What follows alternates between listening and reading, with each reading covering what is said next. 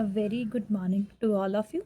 तो देखिए आज हम बात करेंगे टीजीटी मेडिकल का जो क्वेश्चन पेपर है 1991 का, उसको आज हम डिस्कस करेंगे। देखिए जब पहले टीजीटी हुआ करता था तो उसमें हमें फ़िज़िक्स भी आती थी, लेकिन प्रेज़ेंट टाइम में आपको जो है फ़िज़िक्स नहीं मेंशन्ड है।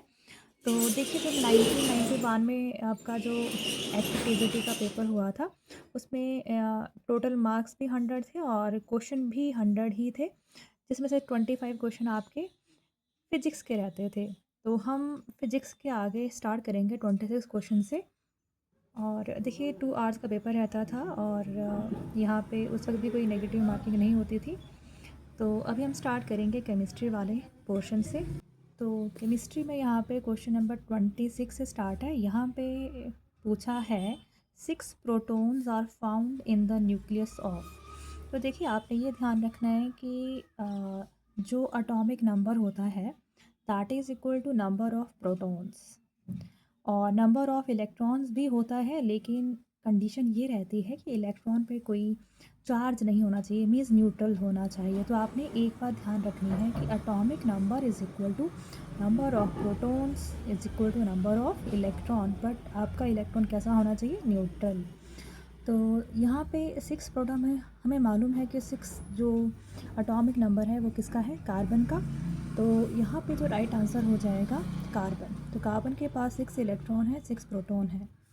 Next question 27, the nucleus of the atom consist of. तो ये बहुत बार क्वेश्चन पूछा जाता है कि न्यूक्लियस जो है एटम का, उसमें क्या प्रेजेंट रहता है। तो आपने ध्यान रखना है, इसमें होता है protons and neutron. Next question हम बात करेंगे 28, positive ions are formed from the neutral atom by the loss of electron. तो देखिए अगर इलेक्ट्रॉन लूज़ करता है तो उस पे आता है आपके पास पॉजिटिव चार्ज, और अगर कहीं इलेक्ट्रॉन गेन होता है तो उस पे आता है नेगेटिव चार्ज। नेक्स्ट क्वेश्चन है 29, द इलेक्ट्रॉन इज़। अब आपको ये बताना है कि इलेक्ट्रॉन क्या है, क्या ये अल्फ़ा पार्टिकल है, बीटा पार्टिकल है, या हाइड्रोजन आयन है, पॉजिट्रॉन है। तो देखिए इलेक्ट्रॉन पे चार्ज रहता है नेगेटिव, और आपने ये ध्यान रखना है कि अल्फ़ा पार्टिकल तो पॉजिटिव चार्ज रहता है। और कितना पॉजिटिव होता है? 2 पॉजिटिव। तो हीलियम पे भी 2 पॉजिटिव चार्ज आता है। तो इसलिए हम कई बार ऐसे ही पूछा जाता है कि हीलियम जो है आपके पास, हीलियम 2 पॉजिटिव है, ये क्या है? Alpha particle. तो देखिए ऑप्शन ए तो नहीं होगा, option B is the correct answer, beta ray particle, क्योंकि बीटा रे पार्टिकल को जनरली हम पॉजिट्रॉन बोलते हैं, और पॉजिट्रॉन्स पे जो चार्ज रहता है दैट इज़ योर नेगेटिव। तो यहाँ पे 29 का आंसर हो जाएगा बी। नेक्स्ट हम बात करेंगे question number 30, Rutherford experiment on scattering of particle showed for the first time that atom has nucleus. तो रदरफोर्ड ने जो एक्सपेरिमेंट किया था अल्फ़ा स्कैटरिंग एक्सपेरिमेंट, उसमें उन्होंने किसकी डिस्कवरी करी है? न्यूक्लियस की। और रदरफोर्ड ने अपने एक्सपेरिमेंट के लिए गोल्ड की फॉइल ली थी, ये आपने ध्यान रखना है। नेक्स्ट है principal quantum number of an atom represent. तो प्रिंसिपल आपके पास 4 क्वांटम नंबर्स होते हैं, आपने ये ध्यान रखना है। आपके पास 4 क्वांटम नंबर्स होते हैं, जिनमें से जो प्रिंसिपल क्वांटम नंबर होता है इसको हम रिप्रेजेंट करते हैं एन से, और ये रिप्रेजेंट करता है size of orbital. Size of orbital के बारे में ये बताएगा, तो ये आपने ध्यान रखना है। तो प्रिंसिपल क्वांटम नंबर है, ये क्या बताता है? Size of orbital. या आपने ये पढ़ा होगा कि K shell, L shell, M shell, ये कौन रिप्रेजेंट करता है? Principal quantum number. नेक्स्ट हम बात करेंगे line spectra of, is line spectra is characteristics of. तो ऑब्वियस सी बात है, जो लाइन स्पेक्ट्रा है किसका करेक्टरिस्टिक्स है? एटम्स का। नेक्स्ट क्वेश्चन पे आएंगे, the radiation having high penetration power and not being affected by electric और मैग्नेटिक फील्ड। तो आपने वैसे भी ध्यान रखना है गामा रेज, आपने याद रखना है गामा रेज की जो पेनिट्रेशन पावर है बहुत ज़्यादा होती है, तो आप ये ध्यान रखें। नेक्स्ट क्वेश्चन है 34, आपको बताना है विच of the following of electromagnetic radiation with maximum wavelength. तो देखिए ये एक पूरी आपके पास सीरीज़ आती है इलेक्ट्रोमैग्नेटिक रेडिएशंस की, तो आपने इसको ध्यान में रखना है। यहाँ पे आपके पास पहले आपके पास आती है कॉस्मिक रेज, फिर गामा रेज, फिर आती हैं एक्स रेज, फिर यूवी आती है, देन विजिबल, फिर आईआर, फिर माइक्रोवेव, देन आता है रेडियो वेव। तो आपने ऐसे याद रखना है कि रेडियो वेव, उसके नाम ही वेव है, तो रेडियो वेव की जो वेवलेंथ क्या होगी वो मैक्सिमम होगी। तो आपने यहाँ पे ये जो क्वेश्चन है इसका आंसर क्या हो जाएगा, रेडियो वेव। दूसरा आपने ध्यान में रखना है, अगर वेवलेंथ ज़्यादा होगी तो फ्रिक्वेंसी का रिलेशन रहता है रिवर्स, क्योंकि यहाँ पे क्वेश्चन एक वेवलेंथ से पूछा जाता है और दूसरा आता है फ्रिक्वेंसी से। तो आपने ऐसे ध्यान रखना है कि वेवलेंथ के इन्वर्सली होती है फ्रिक्वेंसी। अगर रेडियो वेव्स की वेवलेंथ ज़्यादा है तो ऑब्वियस सी बात है इसकी फ्रिक्वेंसी क्या होगी, मिनिमम। तो जो पूरी सीरीज़ है वो हमें याद भी करनी होती है। कॉस्मिक रेज आती हैं पहले, then gamma rays, then X rays, UV rays, visible, then IR, then microwave, और लास्ट में क्या आती है, रेडियो वेव। तो यहाँ पे क्वेश्चन था कि मैक्सिमम वेवलेंथ किसकी होती है, तो रेडियो वेव्स की वेवलेंथ मैक्सिमम होती है। और अगर आपसे पूछते कि यहाँ पे मिनिमम फ्रिक्वेंसी किसकी रहती है, तो मिनिमम फ्रिक्वेंसी भी किसकी होनी थी, रेडियो वेव्स। नेक्स्ट क्वेश्चन पे आइए 35 पे, in an atom no two electron can have same value of all the quantum number that is propose by Pauli. ये पॉली एक्सक्लूजन प्रिंसिपल की स्टेटमेंट है, जिसको आप ध्यान रखें। आपके पास 4 क्वांटम नंबर्स होते हैं, ठीक है, और किन्हीं भी 4 क्वांटम नंबर्स की वैल्यू कभी भी क्या नहीं आएगी, सेम नहीं आएगी। ये था आपके पास पॉली। वैसे हंट्स क्या बोलता है, हंट्स के अकॉर्डिंग ये है कि आपने जो ऑर्बिटल फिल करने हैं, ठीक है, उनको आप पहले सिंगली सिंगली फिल करेंगे, देन पेयरिंग। तो हंट्स बोलता है pairing does not takes place until all the orbitals are singly filled. बाकी पॉलीज ने ये भी कहा था कि एक ऑर्बिटल में 2 ही इलेक्ट्रॉन आते हैं with opposite spin. Next question पे चलते हैं, when the speed of electron increases the specific charge. तो जब आप स्पीड इलेक्ट्रॉन की इंक्रीज करेंगे तो चार्ज क्या करेगा, यहाँ पे डिक्रीज। ये भी आप ध्यान में रखें, अगर आपने स्पीड जो है इलेक्ट्रॉन की इंक्रीज कर दी है तो उसका स्पेसिफिक चार्ज क्या हो जाएगा, decrease. Next 37 question, electronegativity is not the property of isolated अकेले का नहीं है, electronegativity is not the property of isolated atoms. Next 38 question, Rutherford scattering experiment is related to nucleus. तो रदरफोर्ड के एक्सपेरिमेंट में किसकी डिस्कवरी हुई थी, न्यूक्लियस की। Next, nucleus model of atom was proposed by, again same ही repeated question है। तो न्यूक्लियस जो मॉडल है रदरफोर्ड ने ही डिस्कवर किया था। नेक्स्ट क्वेश्चन की हम बात करेंगे, scattering of alpha particle on an atom by Rutherford has prove that atoms contain nucleus, again repeated question. Band spectrum is given by, तो ये आपने ध्यान रखना है कि जो गैसियस मॉलिक्यूल्स होते हैं वही जनरली आपको बैंड स्पेक्ट्रम देंगे। बैंड स्पेक्ट्रम क्या होता है, स्प्लिटिंग ऑफ लाइट। स्पेक्ट्रम क्या होता है, जब आपकी लाइट स्प्लिट करती है। Next, mass of proton is same as that of neutron. ये आप ध्यान में रखें कि ये जो प्रोटॉन का और न्यूट्रॉन का मास ऑलमोस्ट क्या रहता है, same. Next question, the electron was shown experimentally to have wave properties. तो देखिए डी ब्रॉगली ने ये तो बोल दिया कि आपका जो मैटर है डुअल नेचर है, लेकिन उसको फर्दर किसने एक्सपेरिमेंटली प्रूव किया, डेविसन एंड जर्मन। तो ये आप ध्यान में रखें, ठीक है। Next, the principle which gives a way to fill the electron in the available energy level is, तो वो अफबाउ प्रिंसिपल है। अफबाउ प्रिंसिपल के अकॉर्डिंग हम क्या करते हैं, इलेक्ट्रॉन्स को फिल करते हैं। Next, the reaction between energy of a radiation and its frequency was, relation आना था यहाँ पे, ठीक है, the relation between energy of a radiation and its frequency given by Planck's. ये किसने दिया है, प्लैंक्स ने। फ्रिक्वेंसी और एनर्जी का रिलेशन किसका है, प्लैंक्स का। तो आपने ध्यान रखना है कि एनर्जी डायरेक्टली प्रोपोर्शनल होती है फ्रिक्वेंसी के, एनर्जी डायरेक्टली प्रोपोर्शनल होती है फ्रिक्वेंसी के, और वेवलेंथ इन्वर्सली होती है किसके, फ्रिक्वेंसी के। Next question, protons and neutrons are called nucleons. ये भी इंपॉर्टेंट है कि न्यूक्लियॉन्स क्या होता है, तो न्यूक्लियॉन्स प्रोटॉन और न्यूट्रॉन से मिलकर ही बना होता है। Next question, Moseley name is connected with discovery of. तो मोज़ले का जो आपके पास डिस्कवरी है वो जनरली एटॉमिक नंबर से है। आपको पता होगा कि जो हमारा मॉडर्न पीरियोडिक टेबल है it is based on the atomic number. जो जितने भी हमने एलिमेंट्स को अरेंज किया है पीरियोडिक टेबल में, किसके बेसिस पे किया है, एटॉमिक नंबर के बेसिस पे किया है। तो ये ध्यान रखें। Next question, higher ionisation potential in a period shown by noble gas. तो आपको पता है कि नोबल गैसेस का स्टेबल इलेक्ट्रॉनिक कॉन्फ़िगरेशन रहता है, और आयनाइजेशन एनर्जी का मतलब होता है कि मुझे इलेक्ट्रॉन निकालना है। आउटर मोस्ट शेल से, मान लीजिए ये यहाँ पे न्यूक्लियस है और यहाँ इसके शेल हैं और मुझे कहीं यहाँ ये आउटर मोस्ट शेल से इलेक्ट्रॉन को निकालना है। इस इलेक्ट्रॉन को निकालने के लिए जो एनर्जी लगती है दैट इज़ और आयनाइजेशन एनर्जी और यू कैन से पोटेंशियल। अब नोबल गैसेस का जो इलेक्ट्रॉनिक कॉन्फ़िगरेशन रहती है वो स्टेबल होती है, इनर्ट होती है, तो इसलिए आपको बहुत ज़्यादा एनर्जी देनी पड़ेगी इलेक्ट्रॉन को निकालने के लिए। Next question, the difference between ions and atom is.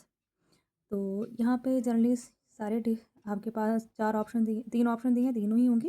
Relative size में डिफरेंस होगा, प्रेजेंस ऑफ चार्ज में होगा, कॉन्फ़िगरेशन में होगा, यहाँ पे आ जाएगा all of the above. Next यहाँ पे ये लास्ट क्वेश्चन केमिस्ट्री का है हमारे पास। The two electron constituting the electron pair in a covalent bond will share. Obviously बात है उनका स्पिन जो क्या होगा डिफरेंट होगा। अगर कोई दो आपके पास इलेक्ट्रॉन्स हैं किसी ऑर्बिटल में तो ऑब्वियसली बात है वो अपोजिट डिफरेंट स्पिन के साथ, मतलब एक अपवर्ड एक डाउनवर्ड। तो यहाँ पे ऑप्शन हो जाएगा सी। तो ये आपके पास केमिस्ट्री का पोर्शन यहाँ पे कंप्लीट होता है। नेक्स्ट हम बात करेंगे 51 क्वेश्चन की, जो कि आपका बायो से है। The term biology for the study of living things was coined bye. आपको बताना है कि बायोलॉजी की जो टर्म है वो किसने डिस्कवर की है। तो ये की है लेमार्क ने, लेमार्क एंड ट्रेविसन ने। Next question, the main difference between non living and living, तो वो मालूम ही है, in the movement and growth. Option number C. Study of flower, study of flower को हम बोलते हैं एंथोलॉजी। इजी क्वेश्चन हैं। स्टडी ऑफ फ्लावर बोलते हैं हम anthology. Next question, which of the study deals with the plant and environmental relationship. No doubt बताया सबको इकोलॉजी, इकोलॉजी ही डील करती है। नेक्स्ट एक्सोबायोलॉजी, जो एक्सोबायोलॉजी होती है it is study of exodermis, तो थोड़ा ध्यान में रखें, ठीक है। ये exobiology is the study of exodermis. Next the science concern with vegetable culture, तो उसको आप ध्यान रखें, वेजिटेबल का बोला है तो एलैरी कल्चर, क्या बोलते हैं हम एलैरी कल्चर, क्योंकि स्पेसिफिकली बोला है तो ध्यान रखें olericulture. Next karyology, karyology is the study of nucleus, को भी ध्यान में रखें क्योंकि टर्म्स ही यहाँ पे पूछी हुई हैं। Next study of light effect on living organism constitute photobiology, तो क्या कहते हैं हम photobiology. Next floriculture is the branch of, obviously बात है हॉर्टिकल्चर की है, इसकी है horticulture. Next branch which deals with the study of shrubs and trees is known as dendrology, तो क्या बोलते हैं हम डेंड्रोलॉजी। यहाँ पे जनरली आपसे स्टडीज़ ही पूछी हैं तो आप इन सबको नोट डाउन कर लें अपने लिए कि next time in case future में आते हैं तो आप इजीली आंसर कर सकें। Next application of statistical method to the study of biological problem is called biometry, उसको क्या कहते हैं biometry. Next the study of nuclear cytology is called karyology. Next the age determined of trees by counting annual growth ring is known as dendrochronology, क्या बोलते हैं आप उसको dendrochronology, अगर आपको ट्रीज़ की एज फाइंड आउट करनी है। Next the study of seasonal flower in shrubs and trees is known as phenology, तो सारे ही यहाँ पे स्टडीज़ ही हैं। The study of seasonal flowering in shrub and trees is known as phenology. Next study of interaction of antigens and antibody is known as serology. Option number B. Next study of improvement of human race genetically is called eugenics. Next the recent branch of taxonomy, तो वो कौन सी होगा, कैरियोटैक्सोनॉमी, जो nucleus से deal करते हैं, karyotaxonomy. Next question, interpretation of structure in terms of purpose and utility is called teleology. देखिए जब ये यहाँ पे कमीशन में आया तो यहाँ पे मैक्सिमम क्वेश्चन स्टडीज से ही हैं, मतलब आपको पता होना चाहिए किसी स्टडी को क्या कहते हैं। Next question, a man lifts a heavy weight, what type of principle are involve in it, तो बायोलॉजिकल भी है, केमिकल्स भी हैं और फिजिकल, तीनों ही प्रिंसिपल यहाँ पे इन्वॉल्व होंगे। Next, I have the same colour of eyes as my mother, this statement fall under, तो नो डाउट ये जेनेटिक्स के अंडर आएगी, किसके अंडर आएगी आपके पास, जेनेटिक्स के under, option number C. Next, my body maintain a constant temperature, this statement falls under physiology, इसके अंडर आएगी फिजियोलॉजी के। Next 72, I have observed a stained preparation of a section of leaf under the microscope. This statement falls under, तो ये आप study कर रहे हैं और इसको हम बोलते हैं हिस्टोलॉजी, तो ये किसके अंडर फॉल करेगी? Option number A. Next question, we and A are common ancestor, the statement falls under evolution, evolution के अंडर आएगी। Next chorology is the study of, it comes under option number D. Geographical distribution of organism is called chorology. Geographical distribution of organization. Geographical distribution of organization is called chorology. Next, name the technique other than microscopy used for the study of cell. Study of cell के लिए हम autoradiography, option number B, autoradiography भी use करते हैं microscope के जगह पे। Next question, the structure, अब यहाँ पे आपका, यहाँ पे 75 हमारा बायो कंप्लीट है। नेक्स्ट अब आपके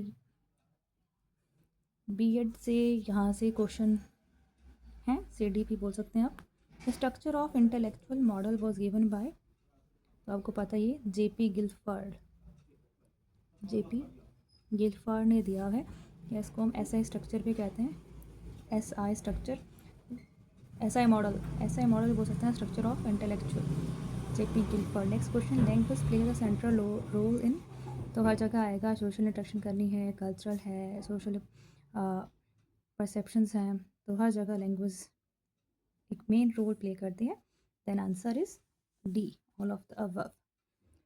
next, the studies at the Hawthorne plant showed that worker dash had the major influence on their productivity. अब आपको यहाँ पे जो एग्जैक्ट टर्म है, जो वर्ड है यहाँ पे फिल करना है, तो इट कम्स अंडर एटीट्यूड, यहाँ पे जो राइट है आपके पास option attitude. Next, according to Cannon the main role in the emotion is of, तो ये थोड़ा बायो से भी है हमारे पास, तो इमोशन का जो सेंटर है दैट इज़ हाइपोथैलेमस, तो हाइपोथैलेमस के अंडर आएगा। नेक्स्ट, एसटीएम, सबको मालूम है, short term memory, short term memory है। Next 81, incubation stage in creative thinking involves, तो ये इन्वॉल्व करता है अनकॉन्शियस थॉट प्रोसेस को, unconscious thought process. Next question, Aristotle study psychology as a study of philosophy, देखिए एरिस्टोटल ने biology में भी काम किया है, फिलोसफी में भी, साइकोलॉजी में भी काम किया है, तो Aristotle study psychology as a study of philosophy. Next हम बात करेंगे mental revival of past experience is called recall, तो हमें अगर हमने पुराने एक्सपीरियंस को रिवाइव करना है तो that is your recall. Free and fertile wandering of the human thought is called imagination. Option number D. Intelligence tests used in our school and colleges are scholastic aptitude test. Option number C. The famous educationist Pandit Ram Sharan was hailed from, तो कहाँ से, चंबा से। यहाँ HP के start, HP बीच में mix है। Who was the first education minister of India? Abul Kalam Azad. Settler Commission was set up in 1917, 1917 में setup हुआ था। The best teaching method is you in your opinion is, तो obvious सी बात है, questioning and answering is the best teaching method.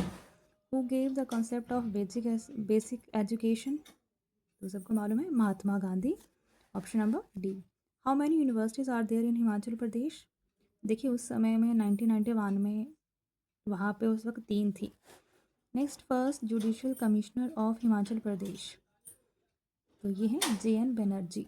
Next, who wrote the book Prachin Himachal, तो LP Pandey ने लिखी है। Next, who among the following did not belong to Himachal Pradesh, तो उस वक्त देखिए महेश्वर सिंह हैं, चंदन शर्मा है, आनंद चंद हैं, KL शर्मा नहीं है, ठीक है, option number B. Next, the place Dodra Kwar, सबको मालूम है, शिमला में है। Who wrote the book India wins freedom, ये अबुल कलाम आज़ाद ने लिखी है। Next, what was the literacy rate और इन HP in 1951। ठीक है, तो उन्होंने ये 10 में से किया हुआ है, तो that is 7.98। Next, who among the following was a Victoria cross from Himachal, तो यहाँ पे captain Bhandari Rao. Next, teaching education is useful for acquiring teaching skill. And the last question, who said Swaraj is my birthright? सबको मालूम है Swaraj is my birth right, ये बोला था बाल गंगाधर तिलक ने। That's all for your paper of TGT medical.